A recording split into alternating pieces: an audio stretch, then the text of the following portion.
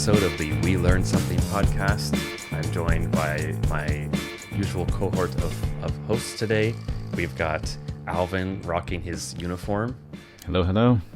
And we have Carly rocking what we just discovered are homemade, are customized headphones. Headphones. Yeah. Yes, I've spray painted them pink. That's what we learned so far today. Yeah. So if Hi. anything, that's what we've learned today, but we'll definitely learn a lot more because we have a really cool guest today. Very happy to have Dami Gittens with us, who has numerous credentials, CFP, CLU, CIM. Dami, you'll have to explain what all of those mean. Oh my. Sure.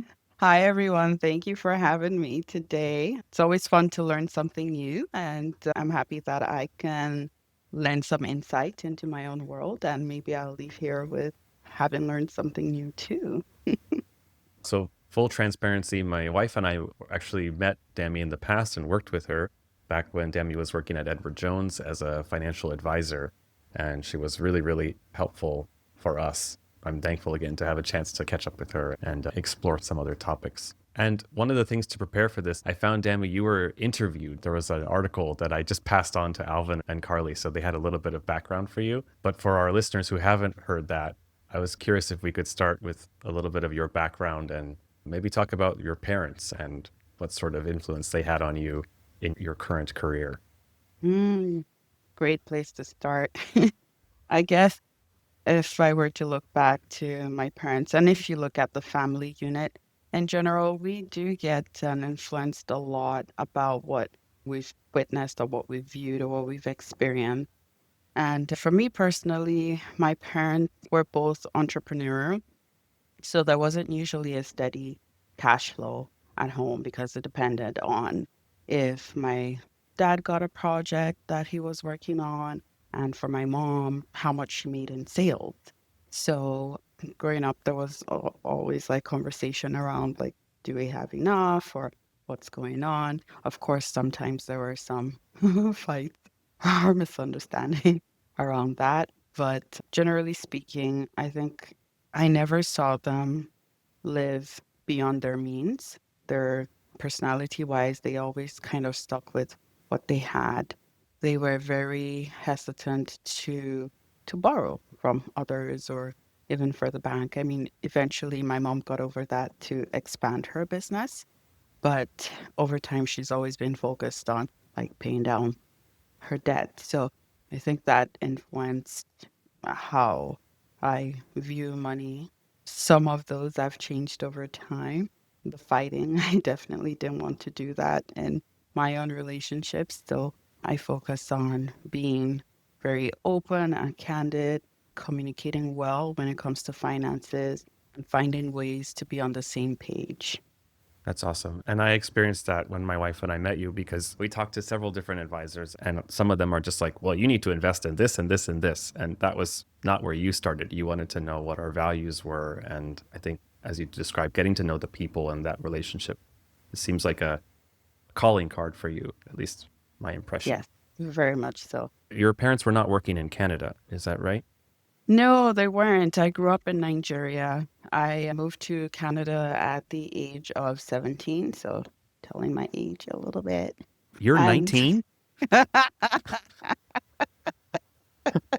I wish. Actually, I don't know if I wish.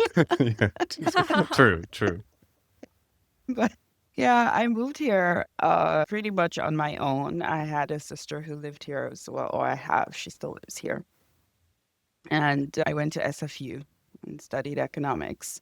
And I guess that sort of brings us to the article you would have read in the Globe and Mail, which explored the beginnings and how I ended up in the industry. The main thing for me coming here was the system was so different from what I grew up with, in that people view money differently. I don't know if it's changed because it has been a while since I've been in that environment, but money, there was a lot of distrust for banks. Like you would still find a lot of people kept money literally under their mattresses. And I didn't hear about people getting mortgages as often. You were more likely to use cash to purchase land and build your own family home and that's where you would live for the rest of your days. So there were different views about money and the banking system that kind of shaped how it was for me when I came here. Well, it made me fearful, I would say, when I first moved here, because everyone seemed so reliant and dependent on the banking system, and I didn't understand it. So through school, taking a few courses like money and banking, and ultimately going through with a co-op at the bank, it gave me an opportunity to learn a lot and gain more of an understanding and reduce the fear I had about banking here. That may have also been an asset in the future with other clients because I'm sure there's, especially in Canada, there's a lot of different cultures here, right? And so having that background, maybe you're one step ahead of someone who wouldn't have had that experience when talking to clients who are like, I'm a little bit apprehensive about putting everything in the bank or investing this. And like, how much should I keep under my mattress, right? Maybe that comes up sometimes. Very true. Although we have almost quite the opposite in some cases, where people are very dependent on the bank and don't want to hear any other advice because they think the bank is the be all end all, where there are other avenues or other ways for you to grow your wealth. So that was also interesting for me to unlearn after learning so much about the banking system.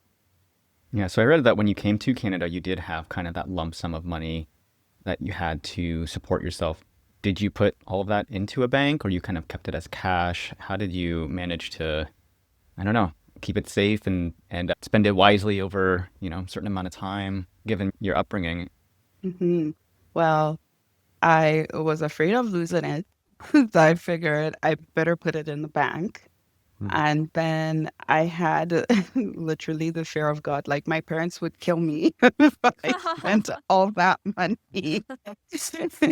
So there was no way I was spending it all. But it did teach me how to budget in terms of making sure my school fees were paid, making sure they were paid on time, paying my phone bill, looking after personal finance. I never had to do that before. And then I had to self-manage my allowance. And, my mom didn't really go, oh, okay, this is how much you can have per week. She was busy running her business and she sort of trusted me to not spend it all frivolously. So imagine knowing you have access to more money, but you're like, no, this is all I can spend.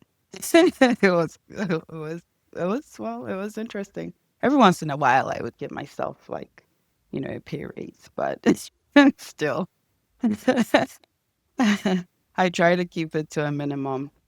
I also didn't understand credit cards very well, and I was very fearful of using credit cards. I think I had a prepaid card for the longest time. And then eventually I got a better understanding of how they worked.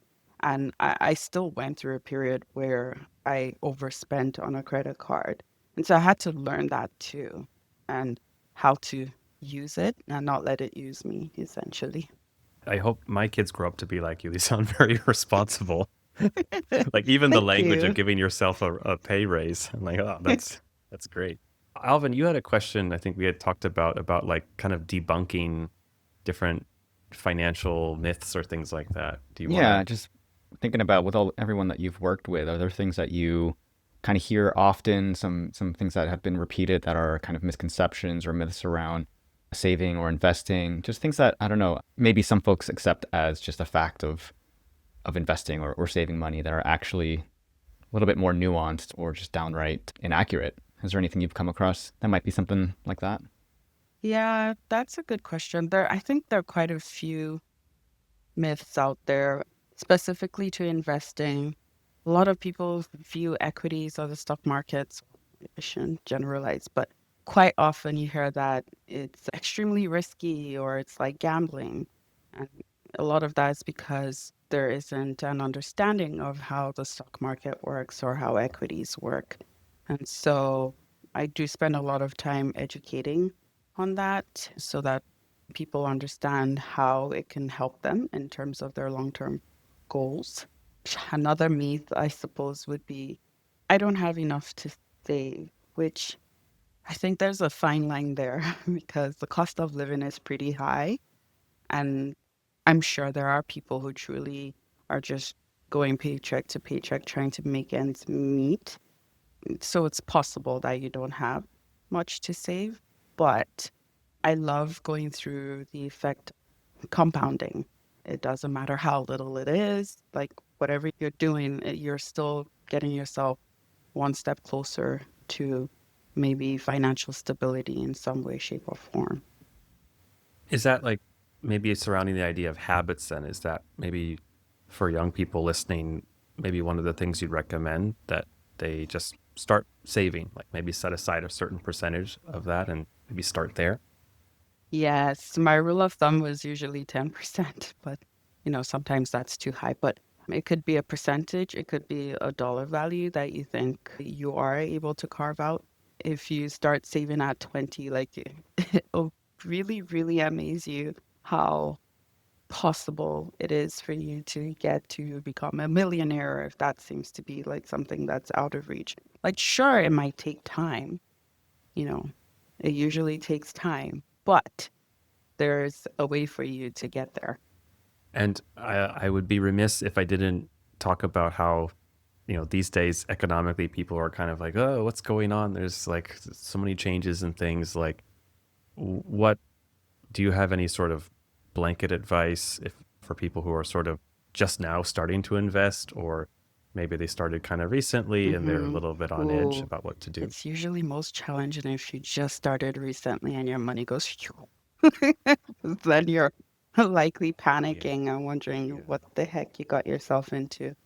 The truth of the matter is volatility will always exist when it comes to investing because nothing stays the same. Like things are always constantly changing. So you have to get used to that idea when it comes to investing as well. Some go with the rule of thumb where in any 5-year period, you're likely to see markets go up. 3 of those years, it might go down one of those years, and it might be flat in one of those years. But over the last 10 years, that didn't really follow. We've had a strong period of growth, and there was a pandemic, and it sort of dipped, but it quickly recovered. So we didn't really go through a long period of pain. It was a quick way out. But we still kind of remember how we felt through that time. Now everyone's talking about Trump and the uncertainty of the way he leads and all like all the different news that you're getting day to day that's ever changing, and how do you actually navigate that? How do you forget about the noise to get peace of mind? First of all, turn off the TV. Don't listen to any. But more importantly, I find that if you can focus on what you can control, that really helps because we can't control what, world leaders are doing. We can't control their decisions. There's so much that's not within our control, but if you dial it back to your own day to day and how much you're saving or how much you're spending, where you're spending, those are decisions that you can control yourself that impact your financial well-being. Having a well-diversified portfolio, I there's no way I can talk about navigating this and not mention that. That's like key to weathering the storm. Because ultimately we don't know which sector is going to come out ahead or what's going to be best. Like we can make assumptions and try to like gauge and try to pivot. But if you have something in different buckets, as I like to call it, then, you know, one of those buckets will probably do very well and you'll be okay. At any one point, the different asset classes, it's a bit like a seesaw, right? So as long as you're spread evenly, then you take advantage of the upsides too. And maybe dialing in on that sort of idea of diversification. Like in my head, I'm thinking someone listening is like, okay, I'm going to put this much in crypto, this much in gold, this much in the stock market, this much in.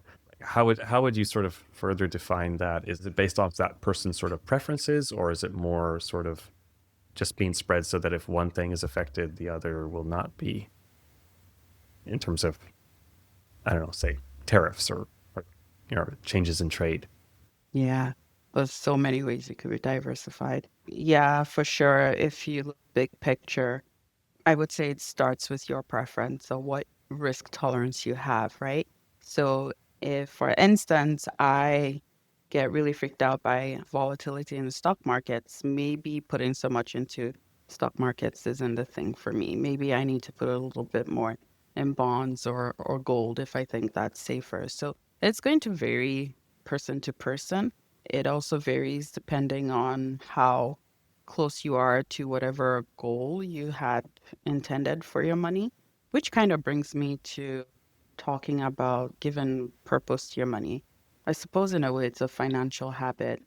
I really believe that if every dollar you have has a purpose, you're more likely to get that working for you and you're more likely to achieve your goals. So if let's say my goal is retirement and I'm trying to figure out how to diversify my portfolio, if I have a longer timeline to retirement, then maybe I'm willing to take more risk in it, and maybe I would put more in the equity bucket, right? But if my goal is to buy a home and I want to do that within the next year, then even though diversification is important to me, I might just put more into like bonds, or I might even decide to put it into high interest and bonds, or something not as risky as, say, the stock market. So there are those components when you're thinking about how to diversify. And then when you go further into it, like equities, for instance, you could take a look at different types of companies there are that you're looking to invest in. Like, do you want to go with something that's more dividend producing, or are you going with smaller companies that have higher risk, more volatility, more chances of losing your money for the potential upside? There are different ways you can really spread your money around. So, Demi, how would you navigate that if you're, say, like, you have a bucket of money, like $1,000, for example, and you have no clue how to diversify, and there's like all these platforms out there. How do you navigate? Like, what's your advice to someone who's trying to figure that out and not get overwhelmed? Hmm. Well, I think my answer would have to be find an advisor. And not just any advisor. No, no, I wouldn't go that far. Okay.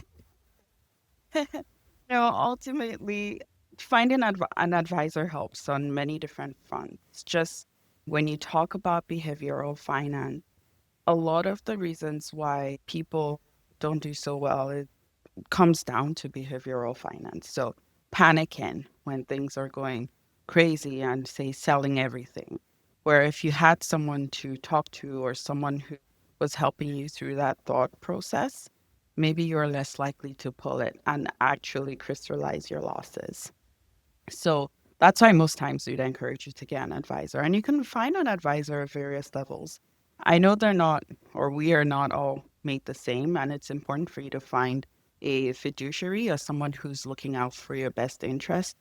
But I'm sure, like, there's so many options out there that you can find someone to work with. Otherwise, I know most people go through platforms where it's automated, and, we talk about ETFs a lot. I probably have to add the caveat that I'm not providing advice right now. But, generally speaking, like, you could choose an ETF to invest in that would be, and, ETFs, because it's such a broad basket of goods, like, it should provide ample diversification. There's so many options out there for you to get the diversification you need, maybe without the advice. There are ways to educate yourself to, like, reading the information about the funds. Sometimes some of the firms that offer, I think, ETFs or like personal trading, I think sometimes they provide you access to someone you can talk to about the investments. Unfortunately, a lot of it has to be self-directed in that you go out there and you ask the question, but maybe a reminder not to be afraid to ask the questions and learn, because that's the best way to learn, if you kick out the fear and just ask. Yeah. And I find that, at least when we worked with you, one thing that was really helpful about it, because talking about money, as you said, can be stressful, especially in families between, spouses and partners. And I think having another party who's kind of like the neutral person can be also helpful in that sense, because they provide like an outside perspective that, allows you to both talk. And I was kind of curious. I'm not a professional podcaster or a psychologist, but I'm curious, like, in your experience, do you have any recommendations for just, yeah, people and their families talking about money, or like having those conversations productively, besides work with a Oh great yeah, advisor? yeah. I think if you do it frequently, it becomes less of an elephant in the room. Mm. So instead of making it okay, let's sit down and talk about money, you're having constant conversation. You're either learning about how both parties in the household grew up with money. And I think that's actually a very good first question. Like, what was your experience with money growing up in your household? Did your parents talk about it? So if you go back a little bit, it gives you an insight as to where your partner is about money. And then maybe you can bring it back to present. Like, oh, okay, this is what I see you doing about money, or this is what I do with money. Like, what do you think? But just having it in a way where there's not a lot of pressure, but you get each other comfortable about having those conversations on a regular basis. In my home, interestingly enough, my husband is the one who loves the spreadsheet. So he makes the spreadsheets about our spending and about our goals, even though I have like a financial plan. But it's great because for me, it also shows that he's interested in having that conversation, and he's interested in us finding a common ground and, being able to achieve our goals together. So I think once you have that as a foundation, the fact that you're working together and that you understand where you're coming from and you're both trying to see where you're getting to, and there isn't too much pressure around the conversation, then it should help. And a lot of compromise. That's great advice. And my extra takeaway from that is, for anyone in the dating game still, if you can make super spreadsheets, that's a very sexy quality. I love it. I also love when you said, yeah, every dollar has a purpose. I think that was a really great quote and mindset to have. And maybe if we could go back to talking about risk, like how to sort of determine whether you're low, medium, or high risk. Is there like a sample question you could give? I'm just curious, because I kind of would like to see what Alvin and Carly, how they reply, and we could see how we fall amongst Sure. the team. I'll take this off of our risk tolerance questionnaire. So if your portfolio was to drop 20% in like one day, what would you do? Would you A, Withdraw it all and put it under your mattress. Yeah. right? B, would you invest more? Or I think it's A, do nothing or like withdraw it. Mm, B, A, withdraw it. B, do nothing. And then C, would you put more money in? yeah. So I can answer that kind of from, when the pandemic hit, all of our portfolios got hit really hard, and I tried not to look at mine. But then I did, and it was bad. It was like 5-figure losses everywhere, and I was just like, oh boy, this is rough. But the thing about these types of volatile events and market unpredictability back then and right now is, what I like to do is just literally just zoom out of the graph, stop looking at the, month to month, week to week volatility. And like, where was I 3 years ago? Oh, I'm still up like 59%. Oh, and then you see all the dips, all the ups and downs, but generally speaking, the trend continues upwards.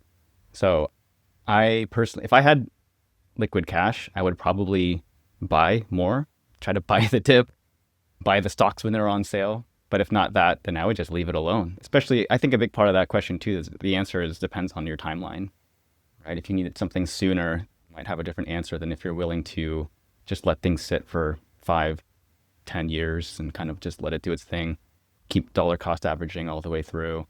How about you, No Carly? right or wrong answer. Right. Carly, let's hear yours. I mean, I think I would not do anything just because I'm trying to look at things in the long term. I think when I'm listening to you just talk about all the topics, Demi, I'm always referencing my own financial situation, of course.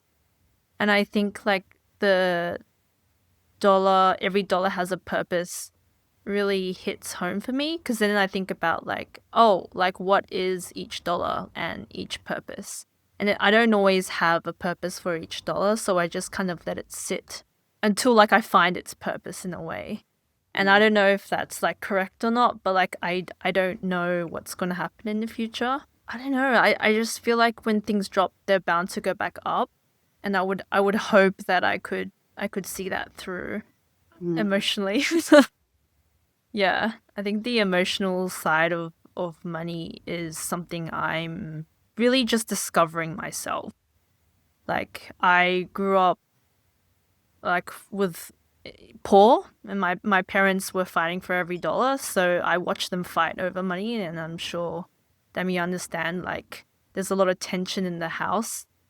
So growing up like thinking about that, not wanting to have my own family go through that is on my mind. So so I try to think long term on what to do if it's volatile out there, which is right now. Oh, great. I guess two comments. Alvin is clearly high risk. I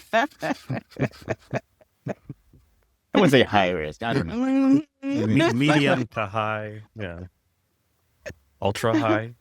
I think Carly is more in the medium, but the interesting thing about that exercise is that I feel it also showcases the difference between how women invest and how men invest too. Women are more likely to be conservative. We're better behaviorally, actually, in terms of like not doing anything, like not panicking or just sort of trusting that it'll be okay. Where men are likely to either invest more or sell, like they're going to do something about it. Women tend to be more hesitant. People might expect that we don't make as much, and sometimes that does happen. Like our returns aren't as high as it might be for men. But over time, because we're less likely to make rash decisions, we still end up doing okay. So if that's any comfort. I also found an interesting statistic around emotions and investing or behavioral finance and investing or just having a why for your dollar too, where if you do approach your savings that way, you're more likely to save 15% more by giving your money a purpose. So it does make a difference for you to have an account that says this is my travel fund and like everything going in here is for travel and knowing what your goal is for it, you're more likely to try to see that number get there, or if it's for retirement or whatever it is. But just by having a purpose for your accounts versus just it being a savings account and it's just there, it actually makes a difference in how you approach the funds in the account or how you work to get it to maybe a number you were targeting. I'm glad I didn't have to answer the risk question because I think I had a far less intelligent answer than both of you. But I also want to acknowledge, I wonder if maybe in some ways, if like, let's say a couple, and it could be either side, right? Like one person is low risk, one person is high risk, let's say as an example. On the one hand, that could mean that there's more negotiating and sort of discussions that have to happen that could be challenging. But on the other hand, I feel like maybe that also balances out the finances a little bit, right? Is that, would you agree with that or? Yes, I definitely would. And you know, even though you're saving as a couple, you still have individual accounts. So you'd still have your own RSP account, for instance, or your own tax-free savings account where you can acknowledge for the difference in risk tolerance, although you look at it as a big pot.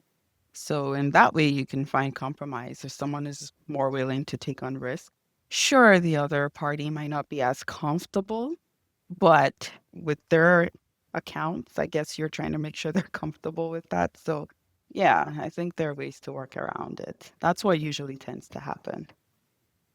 There's a question we had that I really wanted to get to, which is in particular, I think for, well, not to pick on anyone, but like my parents' generation or older people, I really worry about scams and like sort Mm-hmm. of bad advice online. And I was Yeah. wondering, kind of maybe all of you, if you have any advice that you would share or things you've learned that can help people avoid that. Trust nothing online. Do you, it's Except crazy. this podcast. Well, we're not asking for money, True. Not yet. right? At the end of the episode. We need a purpose for the dollar first. Then, Right. yeah. I would say for me, I think my general piece of advice there is if anything tells you that you can make a decent chunk of money in a very short amount of time, I just like, no, it takes a long Yeah. time. It takes a while. Hmm. There's no get rich quick schemes unless, you know, you get into the whole crypto coin scam, pump and dump schemes, but that's a different podcast. So, But it's really crazy how it works these days. Like just going back to thinking about an older generation, and maybe they don't have familiarity with how things work online and the different things out there. It's as innocent as seeing what do they call these things? Like a raffle or like a product giveaway online. And then they ask you for credit card information for shipping. Like, yeah, you've got this free gift, but you need to pay $5 for shipping. And you think $5 for shipping is not a big deal. So you enter all your information. Meanwhile, they're actually phishing. Like they're getting all that credit card information and they're using it, elsewhere. So it's as delicate as that. And you never really think initially like, oh yeah, they're just trying to get my information. But it happens so often. And then, you get charges from random places you've never been. And then there's another one. I guess for most people, I would say if there's something you're unsure about, like always talk to someone about it.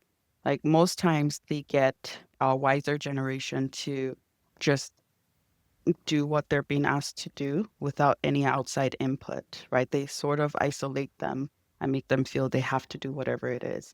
So you have situations where they're saying, oh, you've been locked out of this account or something's happened, but don't tell anyone we're asking you for 20 grand to like help you through this. Otherwise, we won't be able to help you. So that's a pattern I see often. And so I would really encourage anyone that's going through something like make sure you talk to somebody else, get another second opinion before you actually give your money away. yeah, some of these scams are getting pretty slick. I mean, I myself have received a number of text messages saying, hey, we're from Comcast Xfinity. Your promotional rate is going to expire soon. Call us to confirm your billing information to keep your rate. I'm like, wow, I totally I do have Comcast internet and I do have a promotional rate. Like they get really close to being true, but then something is off about it. And if you're not paying attention or if you're older and you just aren't familiar with some of the scams going around, it could be pretty bad for folks because yeah, these scams are getting really creative now and it's kind of scary. And when I sent that email to Alvin, I accidentally wrote from Andrew, and that was the tip off. But everything else was like really convincing. Yeah. Not again, Andrew. So, yeah, Wait I'm a sorry. second here. Yeah. Maybe my one advice too would be just really monitoring your financial statements, especially credit cards. Because yeah, I've had this happen, and it's like you have to just go back and check and be like, wait, what was this charge again? And just make sure you're familiar with everything that's there, because you can't always prevent it, but at least if something happens, you're aware that it has happened and you can act on it quickly and call your bank. Yeah, turn on transaction alerts, like so you know right away when something goes down. That's been I learned that after my card information got stolen several years ago.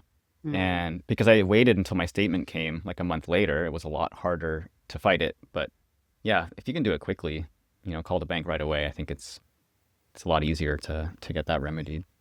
And Carly, I think because you and I have worked in a lot of like sort of VFX studios where there's a lot of proprietary content, I know that sometimes they'll even do like training or like emails saying like, hey, everyone, watch out for this type of thing. And they give you like training of like, first, yeah, check like who was the actual sender and like hover over the link before you click on it, and just kind of little things like that can also be good clues. Yeah, I get so much spam these days, like text messages and phone calls. I get a bunch now that are what seems like AI, like people talking to me saying like, how's your day? Even like, how's your day going? And I've never heard of this number before. And then I get messages from like FedEx and Perlator about parcels and clicking on the link. And I'm like, I don't remember sending a parcel, but like it seems so legitimate. So it can be really confusing and it's just everywhere now. Well, that's where having a good financial advisor can also be helpful.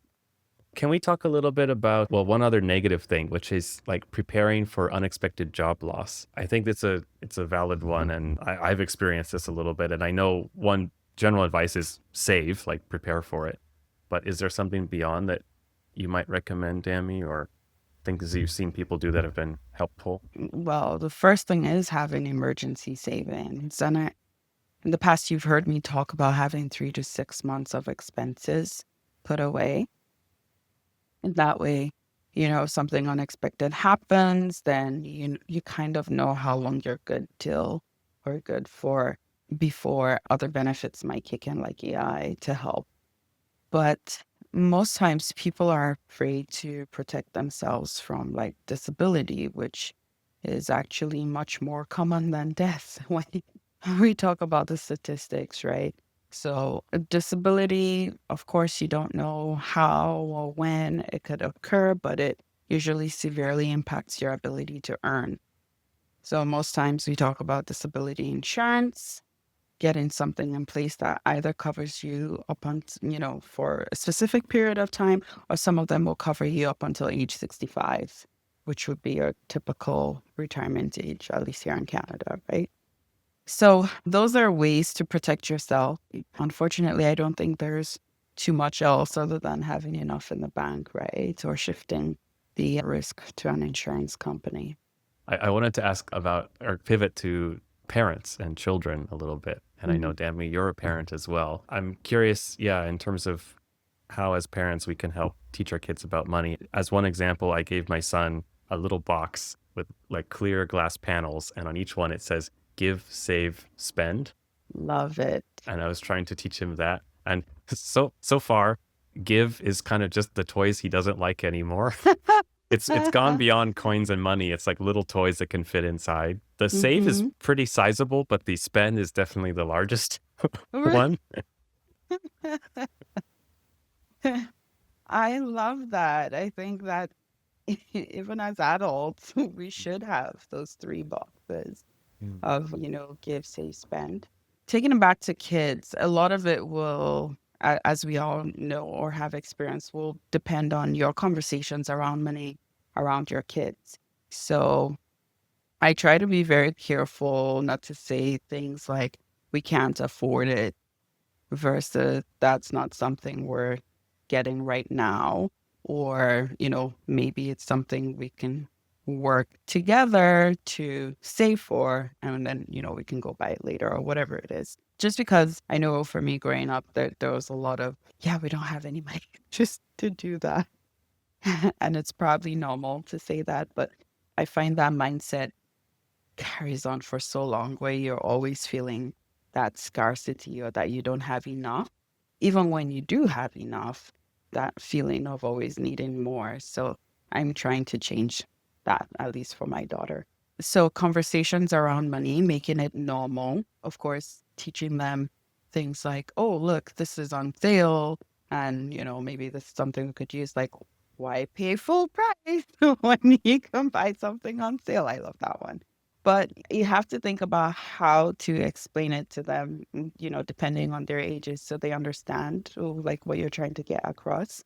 And the first one for me, for my daughter, is trying to get her to understand you actually need money to pay for stuff. Because right now she just thinks you can put it in the basket and she can tap my phone and off we go. So it's a very different world to the one we grew up in, where there was physical money and we used to get those and we took that to go buy something, where most times they get a card these days, right? And I think somehow there's a bit of a disconnect when you're just tapping a card and you're not actually saying, oh, okay, so I only have $10 left. What can I buy with $10? When you're like, I could just tap it. So maybe start with physical money instead of a card. Yeah, that's a good one because it's tangible. You can see it disappearing from your hands and handing it to someone else. Yes. That's huge psychologically. That's a really good point. Yeah. So those are my thoughts around money and teaching kids, depending on your values. For me, give is a very strong one. So just thinking about ways to give. And I really love that your son is thinking about toys too, because ultimately you did use money to buy those toys. So technically, yeah, Not always. Sometimes we're just sharing others with neighbors that gently used. that happens. But Yeah. I mean, you still use money at some point to get it. So Yeah. but just getting into the habit of giving, because you'd be surprised how much giving impacts our financial well-being too. Like imagine instead of thinking you don't have enough, instead you're in a place where you're thinking about how you can help others tangibly fulfill a need they have, whether it's food or housing or whatever it might be. But I think it puts you into a different space where you're more grateful and you're more likely to realize the things you have, be happy with it and actually find ways to help others. So, yeah. How would you interact with like a teenager who really wants the newest iPhone and doesn't really need it, but all their friends are getting it?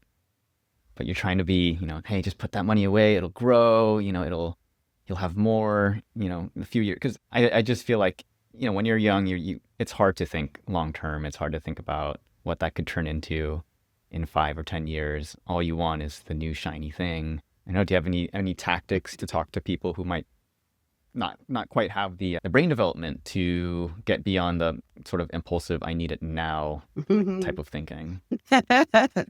Oh, man. But I'm realizing that starts from so early, though. My daughter's only 4. I'm still working on her being more patient and less impulsive. Like she's constantly saying, but I want it now. Like, why can't I have it now?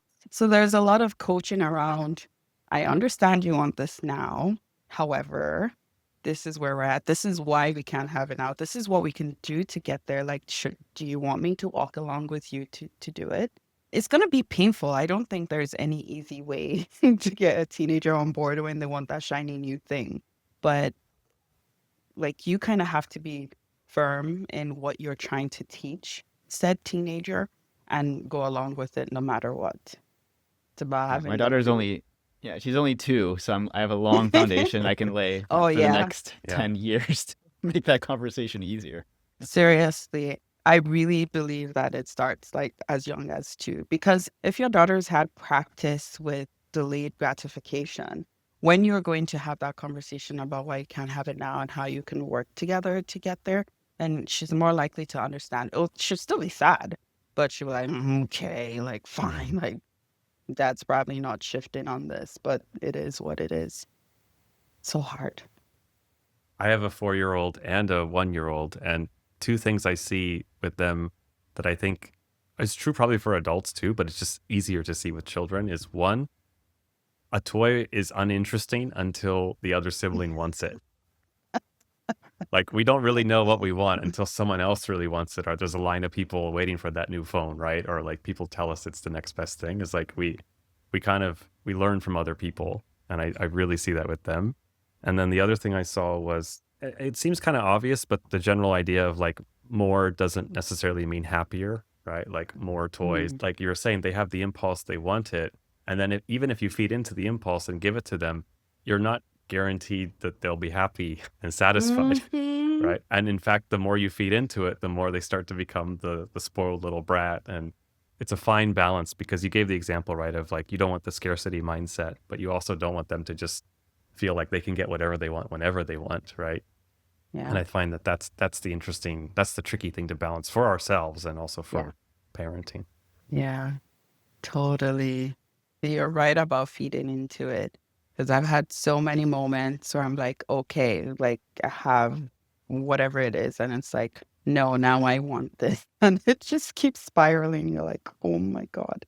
It's such a fine line. I also find that because people are having kids later when they're more settled in life, there are things I would have said no to years ago that I don't really think twice about now, like being honest. Prime example, sunglasses. We walk into Shoppers. I know she needs sunglasses for school or daycare.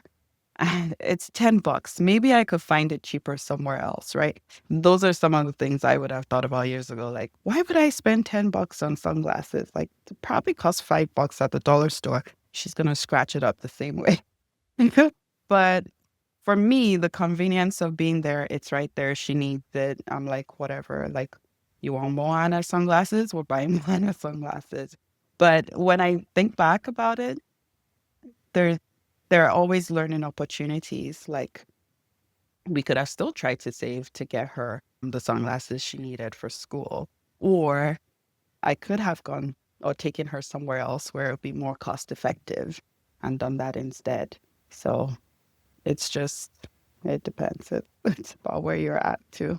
We're getting close on time, but I want to at least ask one more question to you, Dami. And I also want to thank you for just being so candid and sharing a lot. It's been really, like, even more than I expected, generous. So I appreciate that a lot.